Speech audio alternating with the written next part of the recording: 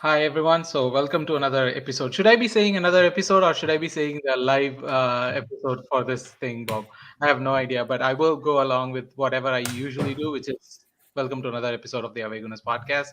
We've got a good bunch of people today with us to talk about, the upcoming Everton game and the closure of transfer windows today. First off, Bob is back with us again. I already asked him a question, but he didn't reply. That's good for him because he never interjects me like Arun does. That's looking at you, Arun, right now. Learn from Bob how to behave. Okay. Yeah. So welcome back, Bob. Hey, mate. We have Mike from Unholy Trinity podcast. Am I saying this right, mate? You are, yeah, you are. The Unholy Trinity podcast, obviously to do with the Everton Football Club, unfortunately, at this moment in time. Yeah, that's. I mean, we always have good feelings around Everton Football Club, so we don't have any and we don't have to do any banter right here because I mean we have good feelings around you It, lot. it, So it's the good feelings towards the fact that they got Alex Iwobi for not 35 not not million. yet, Bob. Not yet. Don't start there. Okay, we will get there eventually. Not yet. But it's pleasure to have Mike here to talk about Everton and a lot of other stuff about Premier League in general. Also, we have Daksh from A for Arsenal. Hi, Daksh. How are you doing, mate? I'm good. I'm good. How are you guys? Nice to see you. Nice to see Bob again. First time I'm meeting Vijay, if I'm not mistaken, and of course Mike. Nice to have you here as well. Nice. Welcome everyone to the show. So yeah, like I said, we will talk about everything that has happened. But since Mike's here today, and we don't talk a lot about Everton unless it's like Bob was mentioning about some transfer. I'm not mentioning Iwobi yet, but yeah, some transfers. Mike, it's been. I'll start with you with this, right? Like it's been a difficult situation for Everton fans at this moment. But at the start of the season, there was a sense of positivity around the club, wasn't there? Yeah, there was. We staved off relegation late on last season. Obviously, Frank Lampard came in after Hmm. having a few months under a former Liverpool manager who will remain nameless. So we were all happy when he was removed from the club. Obviously, we had that positivity of the new manager at that particular time. We just about got through it when it came to that Crystal Palace game, second to last game of the season, and we thought that would be serve as a warning for the season going forward. We'll have a good summer transfer window, bring in some quality players, and improve the squad. And to be honest, the season didn't start too badly. We were doing okay.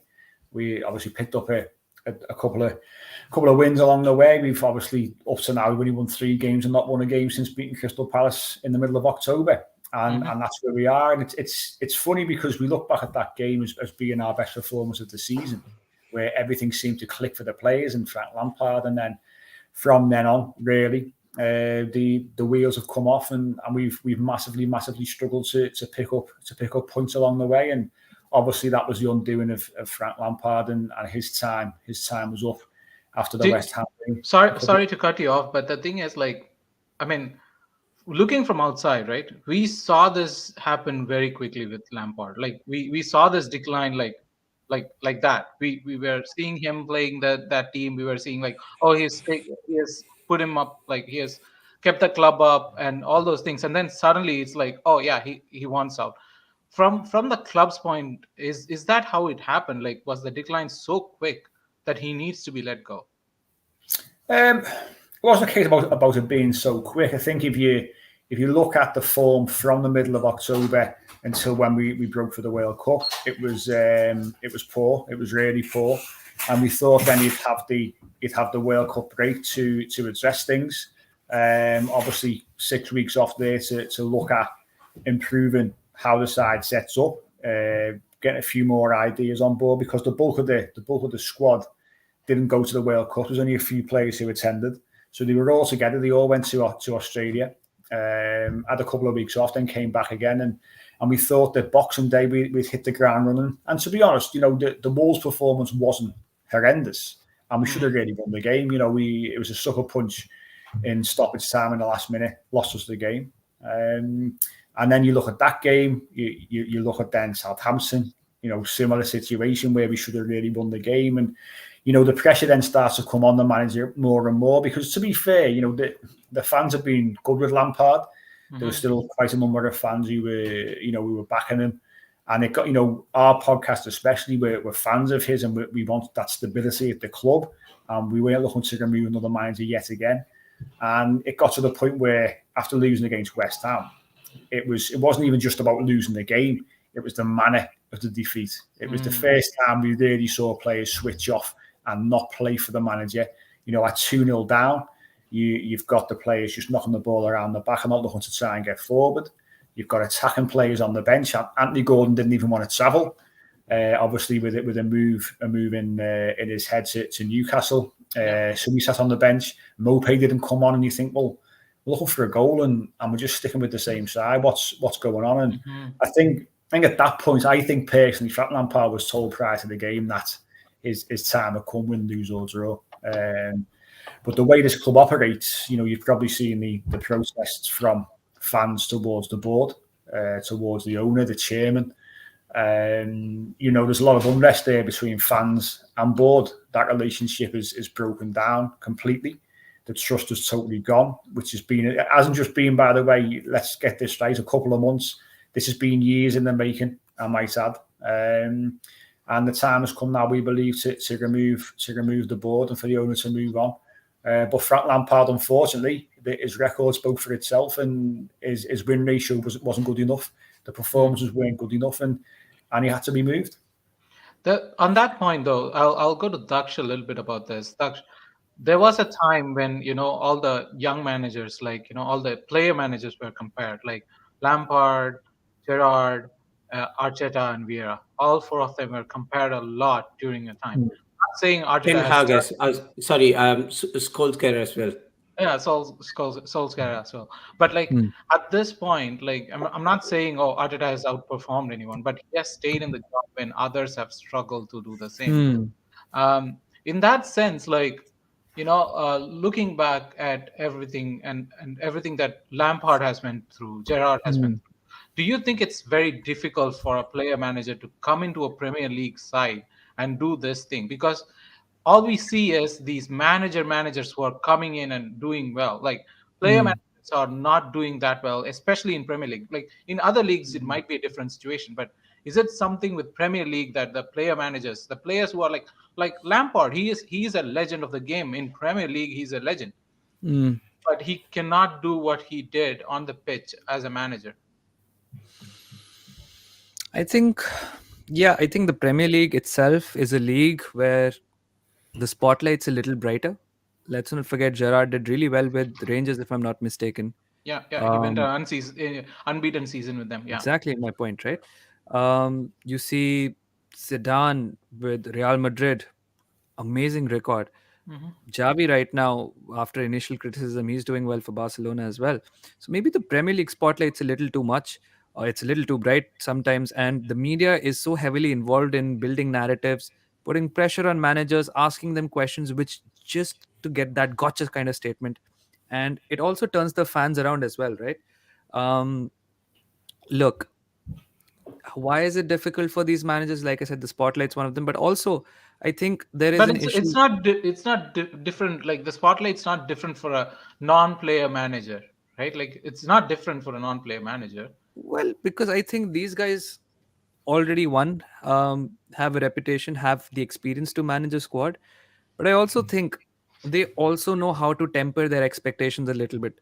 Let me give you an example. When Thierry Henry was the manager of AS Monaco, one of the comments which came out after his sacking was that TT used to take the ball, show us something how to do it, but he forgot the fact that we are not at his level. We were never at his level, and it's very difficult to replicate what we do.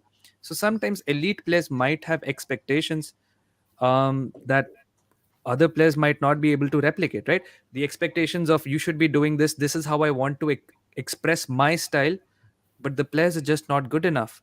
And so then the experience of what you call the so-called legacy managers comes in, where they either temper their expectations, they adjust to the quality they have, they try to develop maybe one or two players, either sell them off or make them the cornerstone of the project. And I think that's something you only get with experience. So that's a very good answer. Like, yeah, in the seasoned managers, they always make players the center of their their plans. while player managers, they usually tend to make themselves the center of, and that's actually a great point. Coming back to Mike, this transfer window, like going on about like what is happening with Everton, right? This transfer window, you guys did not buy anyone. Is that is for some club like us, it is scary. Like as a fan, look at when I look at a team and we are not performing well on the pitch, and we have changed manager, and we are going through a window. The new manager comes in, then we would be expecting, oh, some players that the new manager needs to come in, right?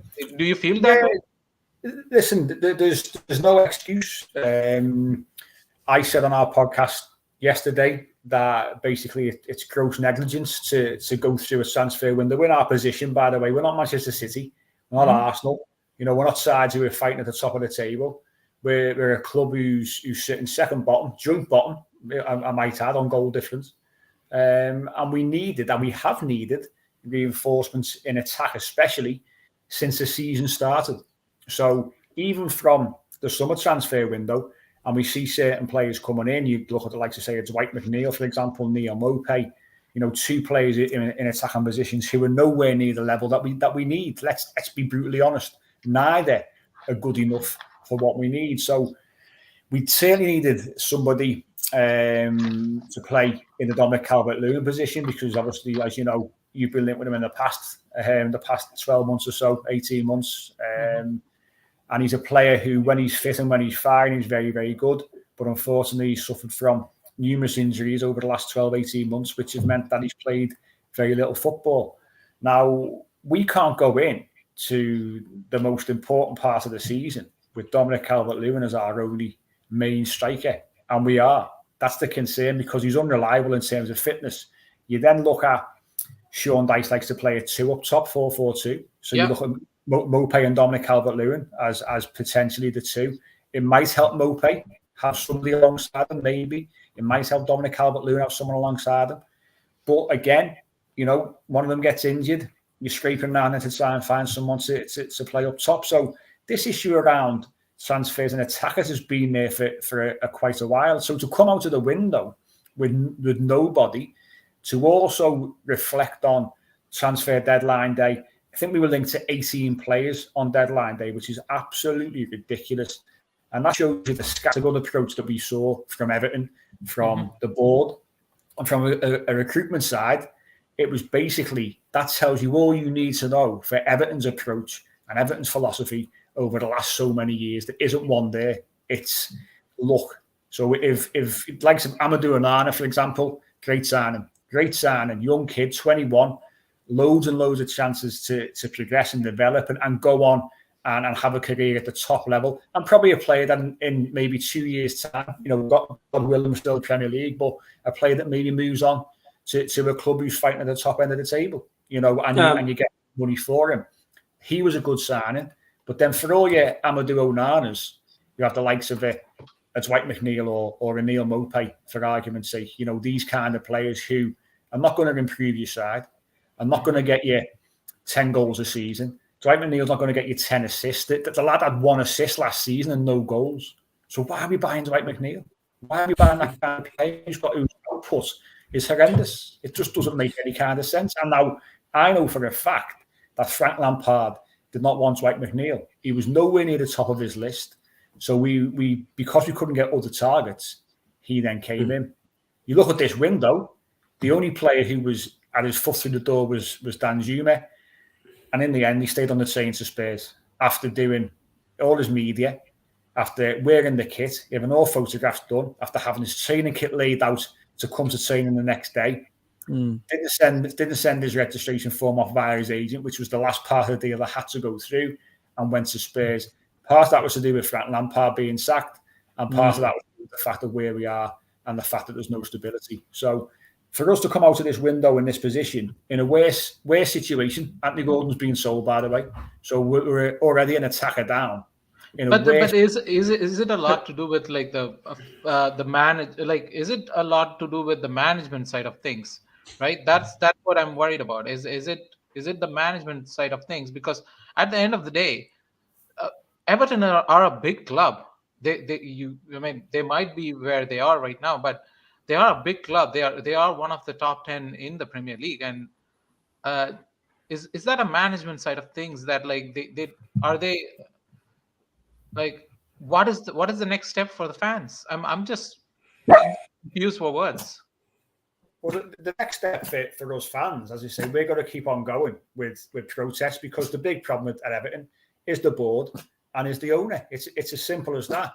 And what we're saying is appoint proper football people to football positions, i.e., in terms of the board, the chairman is not fit for purpose. The chief executive is not fit for purpose. You've got Graham Sharp, who's a club legend. Why has he got a position on the board? You've then got Grant Ingles, who's also got a position on the board. And you look at all those four people, and they should be nowhere near a Premier League board. Bill Kenwright basically is serving his own interest. Bill Kenwright now should have gone. He brought in Farhad Moshiri, who when he first brought him in, where are we now? 7 years ago, when he first sold those shares to Farhad Moshiri, it was his decision to do that, and it was on the proviso that he kept his job as chairman. Why? I understand for an interim period, but why still be there now? That was not what Howie was talking at the time, and the reason being is he can't let go. He has to have this element of control. He sticks his nose into business which doesn't concern him. The transfer should be done by the director of football, Kevin Thelwell. But unfortunately, you've got both Farhad Moshiri and Bill Kenwright sticking their oar in. You've got agents who are friends with Farhad Moshiri, i.e. Keja Rabchin, who's sticking his oar in, and he's recommending players for his own interest, so we can earn some money. This is where we are. There's no philosophy there. There's no plan. There's no strategy. As a football club, we're a failing business. Now, after so much investment over so many years, we should be fighting for European places. Make no mistake about it. We've regressed a lot. But sorry, just to cut you off there. You have Usmanov as one of your co-owners, and he's got money. It's got unprecedented level of money. Why can't he be used to getting players like how Chelsea have done? I'm not saying buy at that scale, but still buy the right ones. You've been throwing at the wrong ones all the while, and that's got to where you are at the moment. But then why can't you actually tap into such owners who can actually back you up with some cash, and then possibly go on to buy some decent bunch of guys? We have a kind of a love story, unfinished love story with Usmanov, thinking like, oh, he's gonna take over Arsenal. No, I mean, Bob, I understand where your question is coming from, right? Like, I mean, the problem is that like even for Arsenal, look at Arsenal, right? Usmanov, when he was there, Kroenkes were not spending much. Once they bought everything off Usmanov, once Kroenkes became the sole owner, that's when Kroenkes started spending. I don't know, this kind of like having unprecedented or unlimited cash is helpful. So I don't know if I'm taking the turn to talk instead of Mike. Look at what Todd Boehly is doing. We haven't seen any results for Todd Boehly, whatever he's doing to be called working thing or like to be followed anywhere. We haven't seen any results from them yet. But yeah, Mukund was asking about like Jurgen Klopp will be the right man for Madrid. I mean, as a Everton fan, I think for now he's not gonna answer for Jurgen Klopp becoming man for Madrid, but he would be happy if Jurgen left Liverpool. I think what my take on this is why would they want to let go of Ancelotti? Ancelotti left Everton for a reason that maybe Ancelotti could have actually got Everton to at least a mid-table club. He was actually almost on the reckoning for European places when he was there. So that was the best thing to happen amidst all this turmoil to Everton, that they had Ancelotti. But I don't think he's going to be let go. I mean, especially the way that Real are doing, they're doing all right. I don't think. I mean, they're still fighting for that La Liga. But then, but apart from that, there isn't any major fallout or anything that I can imagine him to be forced out of Madrid. So getting back, Bob, sorry to cut you off. The question was, you answered the question, but I wanted to talk to Daksh for a bit about our transfer window, right? Like, because there seems to be a flooding of Daksh fans right here. But see, we have a celebrity among us. But to talk about our transfer window, Daksh, right? Like Yeah. we went for Mudryk. We went for Mudryk, whom we Mm, didn't get, and yeah. then we got the players that we wanted. At least that's what Arteta seems to sound like. Trossard Mm, was a decent enough signing. Kivia was a mm. decent enough signing, and now Jorginho at this time, I am like I'm not sold on this on the signing yet, Mhm. but I'm not against it also. Yeah.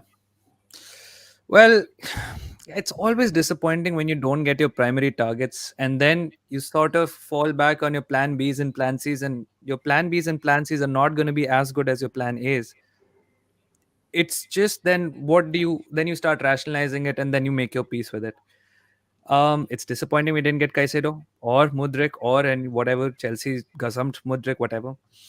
But I think in our past we've seen when we went for Vlahovic, we didn't get him. We ended up with Jesus. When we did not get a primary targets, we have always Alessandro Martinez to and we got Zinchenko. Zinchenko. Yeah, Yeah. right. So it always somehow has worked out for us, and I'm hoping the streak continues.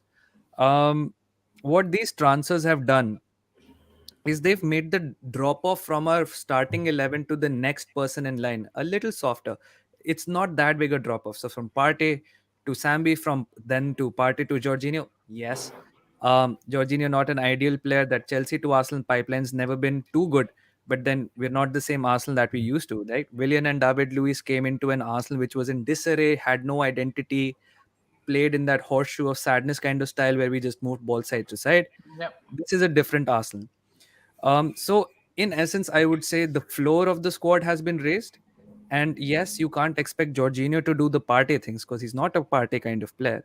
But what he does allow you to do is let Partey be Partey for a longer period of time in the season, right? So if you have a game in the Europa League on Thursday and Partey's played 80 minutes or so, and then there's a weekend game against a tough, let's say Brentford, for example, you can't expect Partey to be doing his regular things for 80 another minutes because then his hamstrings will explode. So what happens is that you can manage Partey's load bit by bit, and you can keep him going on for longer. This is just a preservation for Partey. Now you could do the same thing with Sambi, but then you get a little more anxious because well, you Sambi has some deficiencies, and the fall of, like I said, from Partey to Sambi is very very huge.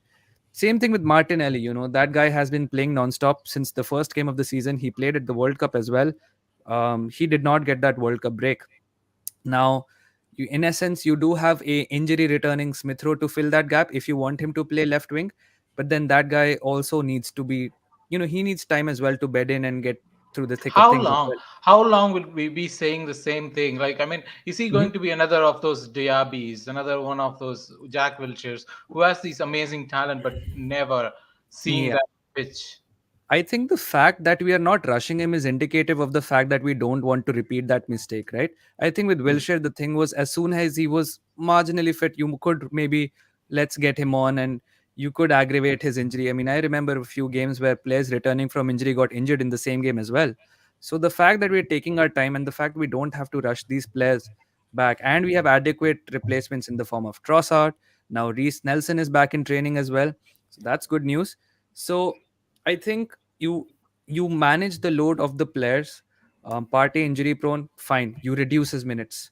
Um, Martinelli, he's running himself to the ground. We don't want another Alexis kind of situation with him. He's too young. We don't want to wear him out. Bring Trossard in, who's a great player, offers something completely different.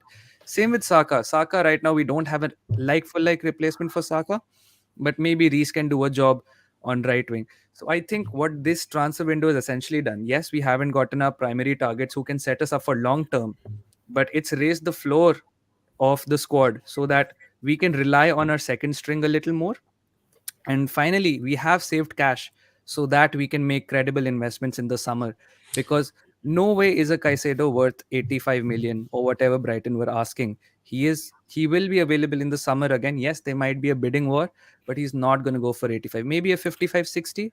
That might be an overpay as well, but at least we're not playing crazy money and there's not crazy pressure on that guy to justify his price tag. That's what I'd say. I'll just hold you there when you talked about Keshido. I just wanted to understand. I'm not sure what was going on behind the scenes, but Onana was a similar player of a similar profile as well, and we've seen. I mean, with the little that whatever that Keshido has as well shown us, Onana is quite similar in that way, except for the fact that Everton is sort of struggling and all those sort of things. Why didn't we? I mean, this is more talking from a transfer perspective. Mike, you shouldn't be taking offense at the fact that we are looking Yeah. at one of your players. But why No, didn't Mike we wouldn't actually take go offense in? at that. Hmm? Mike, He did. Onana did post as well once after the end of the transfer window that Not he jumping the wouldn't ship leave. or something. Yeah. So he was sort of being loyal, but then I was just wondering why didn't we actually go full blow on Onana, Mm, just like how we did for Cashido. well, look, all of us can just sit here and just delve within conjectures, right? Because there are people who are very handsomely paid to do the jobs and pick the players. My assumption would be but that then those are the people who picked what's his name? What's his name? The one we signed for a loan. Uh, I Denis completely. Suarez, Denis Dennis Suarez. Suarez, There Phil was another Karlstrom. Kim Kim Karlstrom. Karlstrom. That's whom I was thinking. These are the same people who picked those people too. That's Right. banter, Ara Vijay. Come out Yeah. of that. So I would just say that I don't know. Could be just indication from the fact. Well, could be just the fact that Arteta doesn't feel he's a good fit. We see him play a certain way in a system, but maybe he's looking for a different kind of player, right? He's not looking for a party like destroyer. He's looking for a sort of an orchestrator. What is the adjective used to describe Jorginho? So maybe that was the kind of player we were in the market for. Maybe he saw Caicedo in a different way than something he does at Brighton. So look, I could just offer a conjecture. Maybe just Everton wanted him too much. Maybe the player himself said, I don't want to leave Everton. I am going to stick here. I am going to be getting Everton out of this mess. Could be a lot of variables. And I really can't answer that with 100% certainty. See, But I in a think. world where Mhm. one of those Evertonians, Anthony Gordon, he chose to move on, Right. especially at this crucial juncture. I mean, Mm. Chelsea had him calling in the summer transfer window, and he could have probably left there, but then he stayed back, and to leave now at the point where Everton badly needed him was something of a big blow. And talking that in comparison to what Onana did, I mean, even if it's so for the love of staying at Everton, I feel it's quite commendable, because you often don't get to see players like that. They come out, they use the agents to do the talking these Mm. days, and then they sort of instigate some of these clubs and all those sort of things in going for them. But then Mudrik. definitely. Mudrik. You could name quite a lot of them, Vijay. Mm. It's just not Mudrik. I didn't name anyone, Bob. It was just a cough. What are you implying? That I'm just doing this purposefully? No, but I'm not. no, just I just wanted to take this Mm. moment just to see how solid have been Onana behind all these scenes, Yeah. despite the fact that I, he was I think possibly as brilliant. fans, we appreciate loyalty a lot. And I think Mike also would probably be also echoing that statement that seeing this from Onana, somebody who's not had any connections to Everton, is very refreshing compared to somebody like Anthony Gordon. I remember watching that footage where Yerry Mina was talking to the supporters outside um, the ground. And in the background you could see Anthony Gordon just smiling and driving his supercar away, which was a bit odd. You'd expect somebody who is about the club, who knows what to do about who has the essence of the club, to be a little more proactive, engage with the fans. Of course, Mike is going to be the one who can shed more light on that situation itself. But Yeah. if I have to play the devil's advocate a little bit, I think players understand that their careers are short and there are a lot of opportunities that they feel that they have to seize in the moment. You think of Brendan Rodgers. At one point he's been connected with City's job after Pep, and then, well, lo and behold, Leicester City struggling, and no mention of Brendan Rodgers ever taking up a big job ever again. So these things move very thick and fast. It's like a sliding door kind of situation, for everyone. So I just think that when it comes to Gordon, or when it comes to even Caicedo putting out that statement for Brighton saying that I want to play for Arsenal. I think players understand that there are very limited opportunities and times to go for big clubs.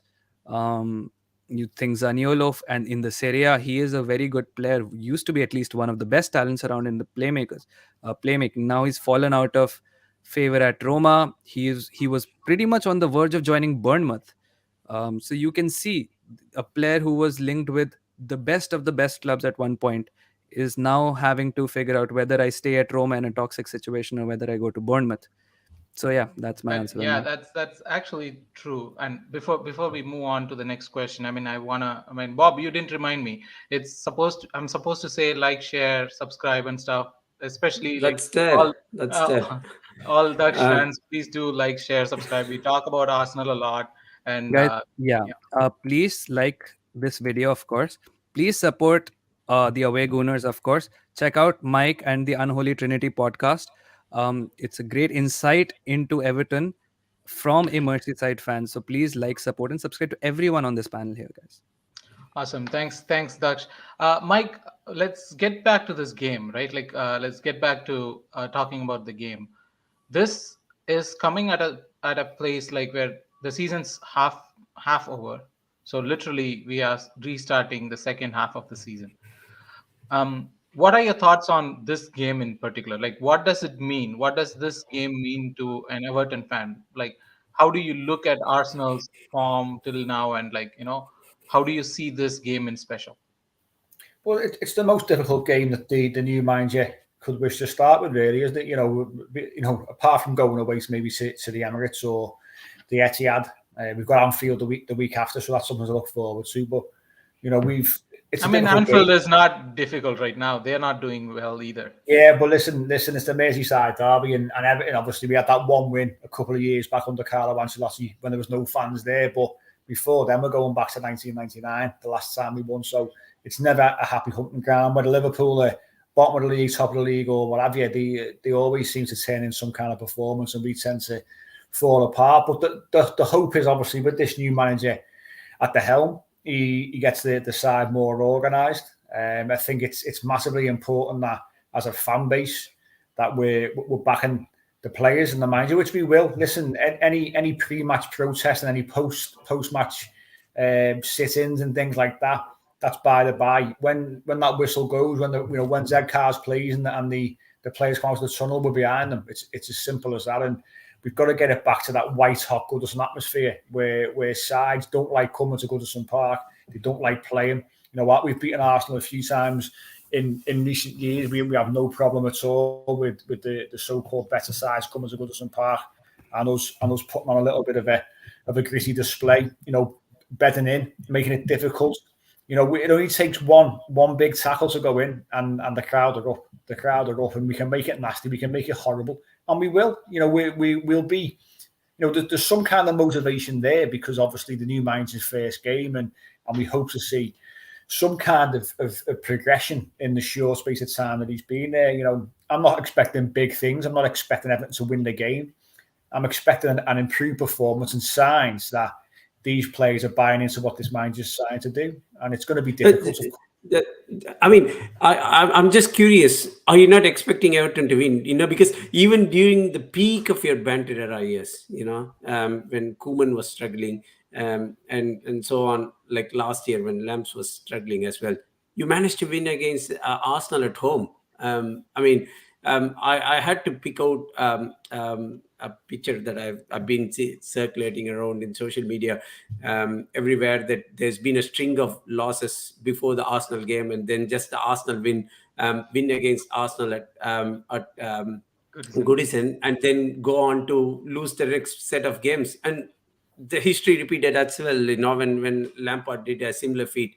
So are you not confident still? Based on history, yeah, maybe.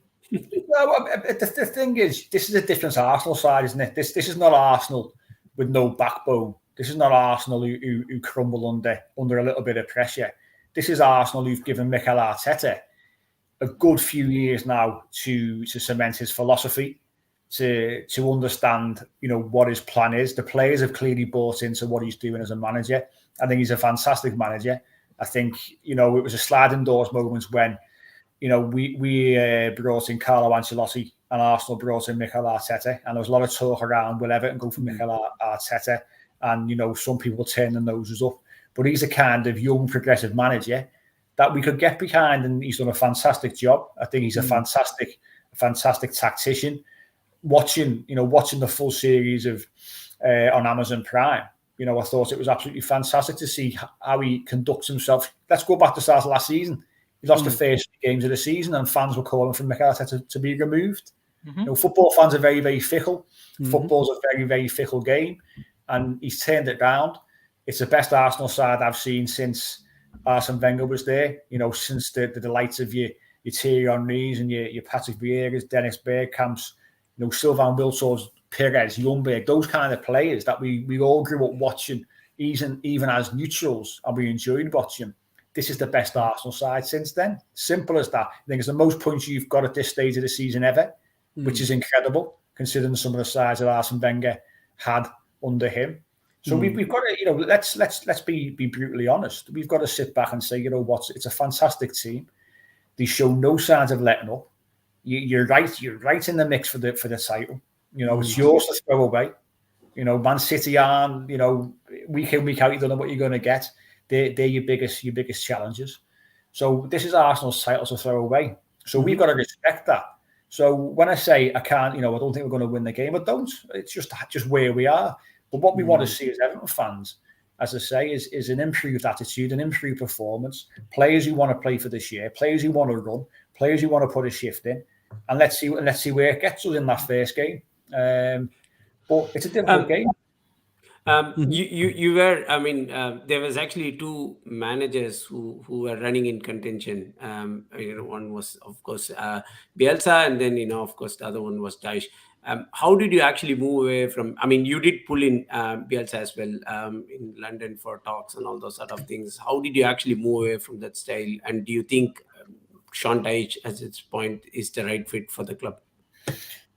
With Bielsa, it was quite simple, wasn't it? You look at how he brought his style to Leeds. That's the best example that we've got, recently. And it took time to get them playing how he wanted them. He's an absolute, he's an absolute master tactician, but he has the players at a certain level of fitness, and they've got to be hitting those levels.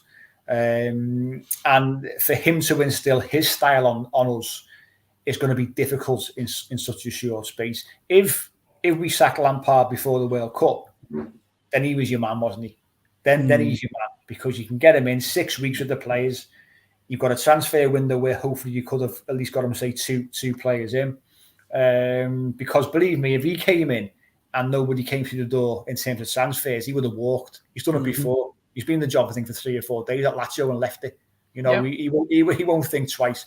So I think the thing with him was, I think that his style would have been difficult to instill in such a short space of time. Whereas Sean Dyche, obviously, the experience of being in a similar situation with Burnley, a few years back, they had 12 points after 19 games, so very, very similar to where we are now. And in the season after, they got Europa League football. So, it's one of those things where Sean Dyche is probably the best fit because history tells you that he is. And he's a big character. He talks well. He's quite comedic. Watching his press conference today, I think he spoke particularly well. And we can get behind him, of course, because if we don't, it's to our detriment anyway. So it was an easier pick and an easier sell, I think, for some people because of what he's done previously. Let me ask this question, because there was also someone in the chat who was asking about like Thomas Partey, right? Like Thomas Partey. So I'll ask Daksh. I'll start with this. Like, we know what our best 11 is, but now with Trossard and Thomas Partey's injury, whether it's an injury or not, we don't know. With all those things and Jorginho, do you see Arteta, switching the first 11 for this game?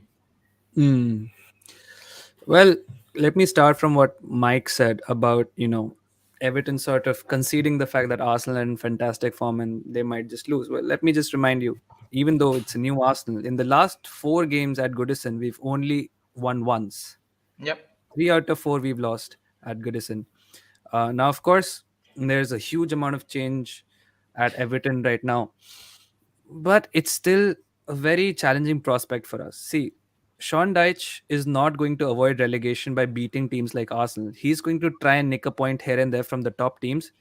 The way he avoids relegation is beating the teams in the relegation zone and just above the relegation zone. That's how you avoid relegation. So if he loses to United or Arsenal or City or a Chelsea, he's not going to be too bothered about it. If he gets a draw, that's a major win for him. Which is why I think Sean Dyche is going to use this game to figure out who's his best 11 going to be, who he can either think of, well, moving on from next season or keeping really, really in the Everton mold. So his outcomes from this game are going to be completely different. I think the pressure will be on us to try and find a way to break Everton. That being said, it raises a very interesting question on who our starting 11 is going to be. I think when you think about the front three, I think that's going to be unchanged. We have the You director. don't think Trossard will get a run in ahead of Martinelli for this game? I don't And think there so. are I a lot think of sorry to cut you, but Mhm. like a lot of fans here in Arsenal side are calling for Martinelli to be rested a little bit more because Yeah. from the World Cup break he has not produced results, but he has Mm. done well. According to me, he has been one of the amazing Yeah. performers even after World Cup. But there has been talks about like that he has not produced results. It's time Mm. to get a rest and stuff. You don't see that happening? I think Mikel is a manager who's too committed to a system. You've seen no matter how good Tierney is done, Zinchenko's always come in. The second there's a sniff of him being fit enough to start a game, he started a game. And I think that's the same thing's going to be with Martinelli. I think with Trossard, he had a reduced training session with the birth of his child. So I think that's going to play a small role. The only thing I'm thinking is, do we keep Jorginho there? On one hand, I expect Everton to be majorly on the back foot, but they do have players like Damari Gray who can pull out an absolute blinder out of nowhere, you know, who is pacey. And then of course we do have, I'm not sure if Neil Mope is fit enough, but then we also have some history with Neil Mope. Let's not forget. Um, so it's going to be an interesting dilemma, but if I have to do a wager, I would say that Mikel's going to commit to the system. Partey is going to play. We look much better with him on the pitch. And like I said, Jorginho, he's just arrived a couple of days ago. Let him get a training session and let him get familiar with the strengths and the weaknesses of the players he's surrounded by. And maybe after a week, maybe a couple of weeks, Jorginho can be starting for Arsenal. Maybe the next game itself, you never know. So I think for now, I'd be very surprised if we name a very different starting 11. So for me, it's going to be the same one. Bob is our resident, transfer guy. So I think like it's good that we'll answer all the questions that has been asked about like transfers right there, Bob. Do you think Declan Yeah. Rice or Zubamendi or Caicedo? Who do you Oh, prefer? this one. Yes. I mean, for me, I would personally prefer Zubimendi because I mean, I've seen him play. He is one of those linchpins of the real Sociedad team. No, especially But why I asked that question to you is everyone knows you are a big Thomas Partey fan, not just at Arsenal. You have been following him forever. So Hmm. yeah. if you have to pick a player of those three, who would be closer to Thomas Partey? Okay, now that with Caicedo, with this whole saga that they've actually upped the price. Thanks to Chelsea, they've completely blown away the market. Zubimendi has got a release clause set on him, so it would be easier for him to be lured than anyone else. I think that's how we landed Partey in the first place. So I mean, just that he was really very clear. Sociedad are third in the table. They've got a chance to go represent in the Champions League next year. So which means that he didn't want to actually put his chances too far out. I mean, he is basically. Um, he's completely born and bred there, so it makes little sense for him to leave his boyhood club at this And point if in I had French. to add variety to the mix, would you consider Yeah, Would that change your answer? where I don't know. Maybe Verratti is like Jorginho. Maybe it could have been a winter signing if that could have happened. But then I don't think he would be the profile of player would Arteta want. I mean, especially considering the age and all those sort of things. We were clearly going in for players who have potential, like 22, 23, not more than 25, 26. So Trossard and Jorginho were completely different because they were needed backups sort of a thing. So they were not never long term plans, as what Daksh mentioned before. So with that being said, Verratti possibly no. I don't see it happening because he is at PSG. He should be earning much more than what he's going to be potentially earning at Arsenal. So I don't think he would be. He's a fantastic player per se. When he does his job pretty neatly. Probably the next one after Pillow that I would rate, in that Italian midfield. But Oh, that's but a I very don't. high praise, Bob. That's a very high praise. I mean, time in time out, you see his games against PSG. He's a clean tackler. He knows what he needs to do. Just like how Partey has been doing. He's been quite immense to that team. Okay, so getting back to Mike on it, like there is a question, like is Isco traveling to Everton? Like, is that happening? I think it's a very, very long shot. I know there's talks that Everton are toying with potentially offering him some kind of deal. There's another 5 clubs interested. Obviously, he was due to go to Union Berlin. That broke down. Yeah. Issues around the medical was one of the reasons why. Very, back a few years ago, very, very talented footballer. Similar to James, James came in.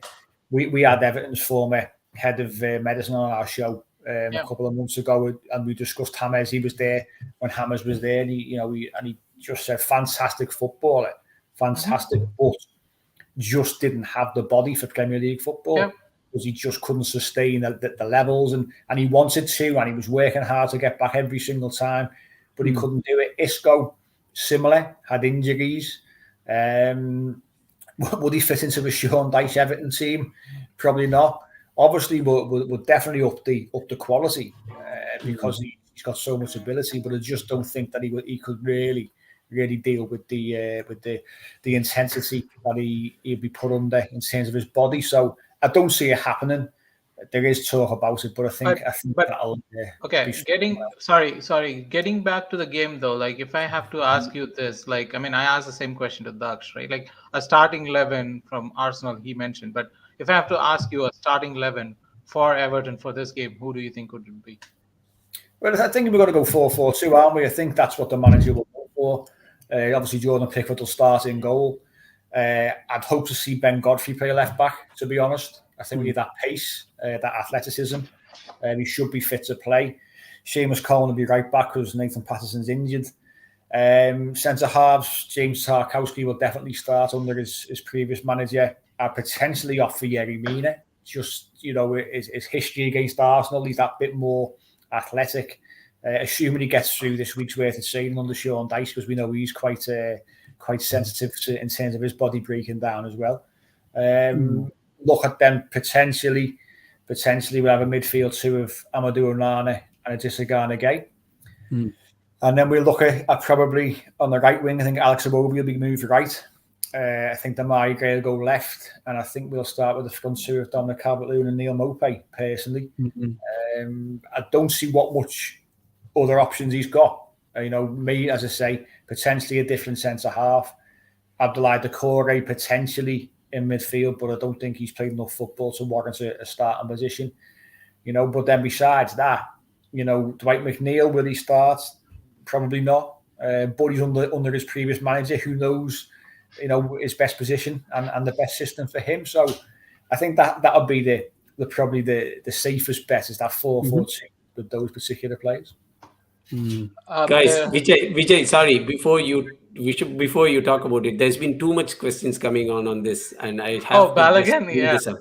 I mean, we have to be do talking know Balogun. not just about Balogun, right? Like I mean, all our loanees have been doing really good. Balogun has been extraordinary. We know his talent. We know what he's capable of. I've been telling that, like, he would have to come back to Arsenal. We have no way sending him out. We need him back.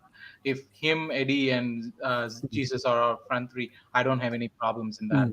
I'm good with that. That's a good strike force to have. And not just him. If you look at the other people on loan, like Nuno Tavares have been doing really good too. I mean, I don't see him coming back to Arsenal and doing a job. I see him being sold for some decent money to be recovered. And you also see Pepe, surprisingly, is doing decent too. So we have people out, and now with Sambi going out on loan, I see that our loan system has been working a little bit better. Like Charlie Patino, Charlie Patino has been doing good. So yeah, our loan system has been doing Marquinhos, Norwich. Marquinhos. Yeah. latest. Yeah. So yeah, so there has been talks of us. Amidst all these things, Vijay, you failed to mention about Ranasan. I want to forget that as a bad dream, Bob. That's all I want. Like Alex Runason, I just want to forget that name, right? So would we go for another forward in summer? I mean, I don't think depends so. depends on what is going to happen around. If say a big offer for Balogun comes up, and we are offered say a crazy money like 50 million or 60 million or something like that, he's an academy product. At the end of the day, Arsenal is a football club that can use that cash. Balogun, we might let go if that kind of cash comes in. But will we go for Jonathan David? I personally don't want, because he's been good and all, but I don't think he fits the system that we are trying to implement. But going back to the game, I want to ask Daksh this question, right? Like before I Yeah. go with the same question to Mike. If I were to ask you, what are the areas in the pitch that Arsenal will have trouble with Everton? What are the areas in the pitch that the same way, like what are the areas in pitch Arsenal can trouble Everton? Okay. Well, it's a little difficult to answer what difficulties Everton would do, because well, you understand the profile of how Sean Dyche will play, but then how do these players respond to what Sean Dyche expects of them is going to be a huge thing. Um, Look, Dwight McNeil has not been really good for Everton, but he has played with Sean Dyche before. Sean Dyche does love a tall striker in there, so physicality is going to be an issue. But to be honest, I won't say it's going to be too big of an issue, because we have dealt with Mitrovic, who's a physical beast himself. We have dealt with big players in set pieces. Set pieces could be an issue where I see us faltering a little bit. If you remember in the United game, Ramsdale flapping and then Martinez scoring the header for a second United equalizer. That was one of those I've things. been trying to erase that from my Yeah. memory for so long. Like I didn't see that Yeah. Martinez. I mean, okay, Mhm. yeah, go ahead. I don't want to swear at Martinez at this point in time. I will swear at a later point. Yeah. So anyone who wants to hear me swear at Martinez, Yeah. wait for it. I think set pieces one. I think I found it very interesting in Mike's predicted 11. Wait, is Demari Gray, isn't he in Everton? He is, right? Yeah, Yeah, Of right. course, man. yeah, Yeah, no, I He's for got some to reason be. I thought he was in Leicester. Anyways, but yeah, I was surprised that Mike didn't mention Demari Gray in his he starting did. 11, because He I did, I did. He think. did. He did. He in did. left. So then I must have missed So it. My Iwobi problem. and Gray, Iwobi they're on the going to be right, the and yeah. right. For me, I would assume that he would deploy a tall striker to play hold up, or maybe take a knockdown and then release a fast striker like Demari Gray. So I think pace could be an issue, where somebody like Demari Gray is paired up with the Dominic Calvert-Lewin up top, and then I don't know, McNeil at left wing. So pace is an issue. Sometimes we get too caught up in attacking, and you have to watch out for that Damari Gray counter slash banger he usually bangs in. I think against City, he was the one who scored, right? Or was it Liverpool? No, Man City, yeah, Man City. Man City, yes. So, And he scored the winner as well last year against Arsenal. yeah. Why So why do you pace, guys always have to bring these things up that I don't want us to remember? Why are you doing this to me? so it is what it is. Like, it'll be difficult to predict what Everton's approach to this game will be, apart from sitting back and absorbing the pressure. But then pace on the counter becomes very important. Iwobi might not be the quickest, but he is very technically gifted in itself. So that left wing where Zinchenko usually cuts in, you don't want to give Iwobi too much space anyway, to, let's say, feed a ball to Dominic Calvert-Lewin or whatever it may be. For us, how we can trouble Everton, I think. this is one of those games I really am going to miss Gabriel Jesus in, because if, especially against a defense which is going to be two banks of four, you need a player who's good at his feet, can maybe draw in a couple of players and release one of Saka, Martinelli, or Odegaard now into space. The pressure is going to be on Odegaard to play that perfect ball behind those two banks. Um, but I think we can hurt them by constant pressure. We are a volume creation team. We get our goals by creating a lot of chances. We take a lot of shots. Now, some of them might be off target, but we take a lot of shots.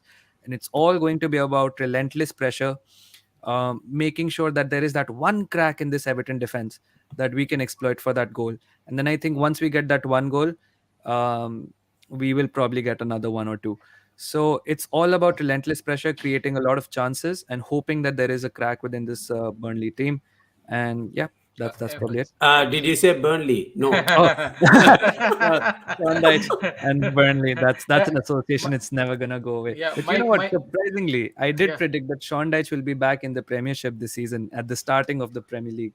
But yeah, with Everton. So yeah, it's going to be about finding that one crack in Everton, and I think we have the players to do it.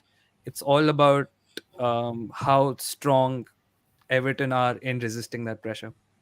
Awesome, Mike. If I have to turn the tables on you and ask the same question, where do you think, in the areas of where do you think Everton would be able to do some damage to Arsenal, and vice versa? Where do you think Arsenal would be a danger to Everton? Yeah, I think obviously, set pieces is going to be pivotal for ourselves. We've got some half decent sized players within that side, whether it be the centre halves, Amadou, Onana, Dominic Calvert-Lewin, Ben Godfrey if he's playing. You've got decent sized players there who can do a little bit of damage. Obviously, it's trying to get into the final third to be in a position to win corners, to win free kicks and things like that, and put Arsenal under pressure. As I say, for us, we've got to just try and be tight and play as a unit. It sounds really basic, but that's what we need to be trying to do. You defend as a team and you attack as a team. It's as simple as that. Obviously, Arsenal got that pace on the counter, absolutely rapid. The likes of Martinelli, Saka, Odegaard, I think, has been absolutely fantastic. What a signing he's been. So you've got players there who can clearly hurt us. There's no mistake about that. So we've got to be careful. When we are going forward, don't overcommit. That's probably the first thing. I think the important thing is the aim from the game is clean sheet. You don't concede the goal, you don't lose the game. So that's how the setup is going to be. We've got to be defensively minded and look to try and take our chances when we get them, which we've been poor at doing. That's why we've dropped points at Wolves, Southampton, those kind of teams. We've created chances, but not taking them. So we need to, when we get those moments in and around the area, get shots off and try and be as clinical as we can be. So we can most definitely hit any side, I think, with set pieces, because we've got the players there who are decent in the air. It's just obviously, like I say, if we overcommit, which we've seen, if there's a breakdown between our defence and our midfield, if we leave ourselves exposed, then we'll be torn apart and we'll concede 3 or 4. Just a question on Dyche. It's just been a few days since he came, but then I've been reading quite a lot that he's come in, and then a few training sessions on, he's already got a basic setup in place for him to keep going for the rest of the few games. How do you actually see that? Have you seen similar sort of things as well happening at the training ground, where he's found some decent set of players with whom he have, and then he's putting a team in place ready to face the next set of games? I think the way he talks is what he's trying to get across at the moment. Excuse my dog trying to lick my face. What he's trying to get across at the moment is that give them a chance to instill what they want to instill. So basically, I read it as Evertonians, don't lose your mind if we get beat by Arsenal and Liverpool. That's how I read it, and we shouldn't do. We're looking for improvements, but we've also got to allow this manager and his coaching staff to try and get those changes across. And if it takes a couple of games, I know obviously time is short, but in a couple of games that you're not expected to win, then let them try and do it. We then go into games, the likes of Leeds, Aston Villa at Goodison Park, Nottingham Forest away. They're the games we should be picking up points in. and we should see this side, really start to try and kick on under the new manager. So what he's trying to do is, he said, get back to basics again. Sounds really simple. It's what we lack. Get players, get players sweating, wanting to wear the shirt, wanting to wear that badge, have a bit of pride in what they're doing. And I don't, when any new manager comes in, it always sounds great, and obviously the sound bites, aren't they, in terms of they say what fans want to hear. I think with Sean Dyche, is what you see is what you get, and he doesn't make any kind of apologies for who he is and the kind of manager that he is. We all know what he's all about. I think he's a bit deeper than people give him credit for. I think you don't become a Premier League manager by being a poor manager, that's for sure. So I think there's a lot more than just playing 4-4-2 and working hard. But they're the basics of what he expects. Mike, you mentioned about that you're going to be you mentioned that your choice would be a clean sheet. But if I have to put a prediction hat on you right now for this game, what would be your prediction for this game? I was going to ask a question on transfers, buddy. Maybe I'll get back to you. Yeah, I'll get back to you about that. Yeah. Yeah, I mean, obviously, heart says we can get something from the game. Of course, we always try and be optimistic. Head says we'll probably lose the game 3-1. I think we can score a goal. I think we can, as I say, we'll probably get a chance here and there from a set piece. I just think it'll be too soon for this side under the new manager. Yeah. Now, Bob, now you can ask your question. Before Bob, can I ask something to Mike? Because I am really interested in his insight about one thing. Mike, you know that Everton's planning to move to a new ground anyway, right? So with all of your, you've said that you've not been smart with the money you've signed players who don't really fit any profile. Do you think it's time for Everton, especially with the expenses of moving to a new ground? Is there any prospect at the academy that you are really looking forward to making the jump from the from the academy to the first team? Is it time to really develop those young talents, or maybe poach some talents from teams like Southampton, maybe, who have a good academy themselves? Is it time to just build from the bottom again instead of going for, your Mopes and everyone?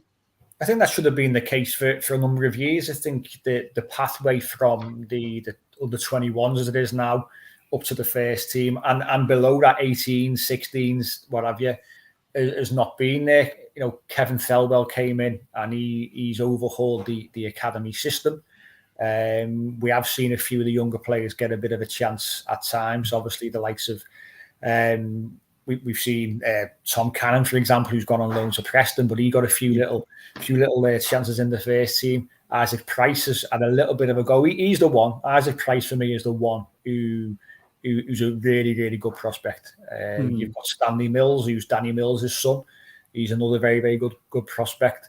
But the pathway has got to be there, and the way the pathway is there is if you instill a philosophy throughout the whole club, not just first team plays this way, 21s plays this way. They play the same way, like what you see with Brighton. Brighton are fantastic, aren't they? Graham Potter goes of his own accord to Chelsea. They bring in De Zerbi, doesn't interrupt them, disturb them in any way, shape, or form. Because they bring a manager in that fits their philosophy. It's not a case of like what Everton do, different kind of managers from with different kind of ways of working, whether it be Carlo Ancelotti, Benitez, obviously now Sean Dyche, Frank Lampard. They're all totally different managers and who play totally different systems. So what we have to do is instill a way of playing that runs throughout the club, throughout all the younger teams from about sort of under 12s, under 14s upwards. And then when they make the transition then from age group to age group and team to team, it's not a shock to the system. They know what their role is and they know the system perfectly. That should have happened years ago. It's starting to happen now, but obviously with the change in management, it gets interrupted because Sean Dyche is totally different to Frank Lampard. So until we start bringing in managers, an up-and-coming manager, for example, like a Mikel Arteta, which is what Arsenal did, and you trust the young manager for a number of years to build their philosophy and get them playing a certain way. Until we do that, we cannot do that. We cannot start to rely on youngsters. We may see a couple in the squad, may get a bit of a go under Sean Dyche. We did Frank Lampard. But I think it's very difficult, like I say, when the systems are so different from team to team. Yeah. You think? Sorry, I thought I would ask you something before you can ask Mike the same thing. like I asked the same question before about comparing with four managers, but talking to Mike was like last year when Arsenal were like closer to relegation and every one of us were losing our minds. Hmm. Uh, is that a point where where we like sticking with Arteta gave us that benefit? That do you think Everton, if they stuck with Lampard, would have given that benefit, been given them that benefit? It's difficult, isn't it? Because Arsenal's starting point was better than our starting point for that manager. So as much as Mikel Arteta struggled in certain matches, the quality at Arsenal was much better than the quality at Everton and what Frank Lampard had to work with. So difficult comparison, of course. We were calling for stability, we were calling for time, but then obviously the manager's got to give us a reason to back him as well. And as this season went on, when we came back after the World Cup break, there was nothing there. We had the little ray of light at Man City, the 1-1 draw, when I thought Everton was terrific and richly deserved that point. But besides that, when you're losing games to sides in and around you, Wolves, Southampton, West Ham, those kind of teams, what option do the club then have, really? So the comparison is not really there because of the starting point. I think that a better comparison would have been when Arteta came in and Carlo Ancelotti came in. Was that the time for Everton to then go, let's go and get our own Mikel Arteta? That was the comparison then, because both teams were very, very similar in terms of where they were in the table. Could have gone either way. We elected for obviously an elite manager in Carlo Ancelotti, and even he couldn't work his magic and take it through a whole season because we fell away quite rapidly, and we should have really been qualifying for Europe quite comfortably in that season. So I think that was the time really to really invest in the young manager and give him sort of 3-4 years, which is what Arsenal do with Mikel Arteta. Talking about sorry, Daksh. No. Talking about managers, young managers. I just wanted to bring up that Heitinga this morning a former Evertonian, for people who don't know, has been offered a full-time role at Ajax to manage the club for the rest of the season. Sorry, Daksh. Yeah, go ahead. Yeah, no, for me, I think what really, despite all our anger, what really kept Mikel in that job was that FA Cup that he won in the first 6 months. I think that brought him a little grace period and could avoid a little doubt from the owners themselves. So all I'll say is this very quickly, that should Everton have invested in a manager? Well, it also depends on the owners as well, right? For us, Josh and Stan were willing to give Mikel a chance because, well, even when we couldn't see it, maybe they saw something behind the scenes because they interact with him probably daily or every 2-3 days. Even as fans, we saw a couple of games where we played absolutely beautiful football, and then it was just about sustaining. Can we sustain it for 70 minutes, 80 minutes, 90 minutes? That was the key. If you see Tomiyasu's interview today, he said that we understood Mikel's football, but this season we can finally express it. I think that was the only discord.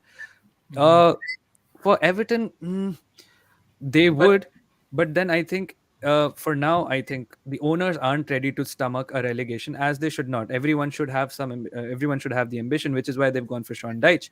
I think if I had to assume, the reason why Bielsa probably said no to the job, or they said no to Bielsa, was that Bielsa probably asked the board to stomach relegation, which is why he said that I'll train the under 21s, which is what Mike was saying.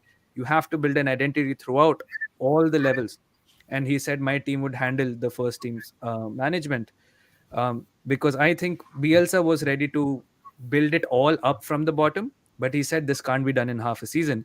But it's probably somebody like Sean Dyche said, like what he said in his first interview, there is quality in the squad, my job is to make it shine. So he probably told the board that I can do my best to keep this team up, and he probably does have ideas about how to move this club forward. I'm not saying that Dyche can't be a long-term manager, of course, but he is usually seen as a typical British manager, short-termism, 4-4-2, none of that progressive stuff that is going through. And of course, I'm again, I don't know Sean Dyche personally and or his coaching style much beyond just watching as a fan. But I don't remember the last time Sean Dyche also graduated in an academy product and integrated him successfully into the first team squad. So I think it's a choice that the board is ready to make, that we will, for now, just stay here in the Premier League and then take our next step forwards in the summer. So Daksh, if I have to ask your prediction, what would that be for the game? I think we'll win. I think we'll win 2-0 or 3-0. But I think we'll definitely score more than one. We Okay. have to score more than one. That's always good to hear. Bob, to you for the predictions. See, I have a slightly different take here. I probably feel we would win, but it's not going to be easy. I think, I mean, more than any other time, the timing of this is pretty bad from an Arsenal perspective because we have Sean Dyche coming in, and I would never underestimate him. If he wants to go for a draw, he will get a draw Yep. 90% of the time. So that's pretty much how he's going to set this team up. I feel we probably would concede a goal. I have that feeling. I don't know why, but having said that, we've got the tools to win. Maybe I'll go for a 1-2 win to Arsenal. Okay. So that's the predictions from every one of us, and I think we are at a 1 hour or more, something more. Just wanted to ask this question. No, that's not even like. I mean, yes, it's a question, but it's not even a comparison. Saka's backup, ZH could not be Saka's backup, and we are past the point. For me, even Jorginho was not a happy signing to make. We are past the point where we are taking players from Chelsea. I think it. We keep saying that and still go there. No, I know what is happening, but I'm still saying like Saka's backup could not be ZH, not because of CH what is an he is awesome doing. player. He's I an mean, awesome player. I'm not questioning anything, but he will not be fitting the system. We need someone who should be coming in with no ego, nothing at all. We cannot have like another Ozil situation. We cannot have someone who is going to stand up beyond what the system demands. So we need players who are going to come into this team and respect the system, respect Arteta. And I don't see that with ZH. I don't see that with a lot of named players in general. So that's my answer. But I think we are running out of time. That's why I'm just rushing through it. Sorry, guys, if I've not answered some of your questions, but we will try to, we'll try to bring Daksh more, and we'll try to bring Mike the next time. And it's been amazing. It's been like 1 hour or something has passed, but I'm still talking here. So thank you, guys. Thank you, Mike. Thank you, Daksh. Thank you for everyone who has joined in with questions and everything. Appreciate all of you being here, and keep supporting all of us. We are just trying to create things based on fans' perspective. We're just talking as one of all of us. So keep supporting us. Thank you so much, guys. See you soon. Bye. thank you. Yeah. Thank you so much. Thank you. Thank you.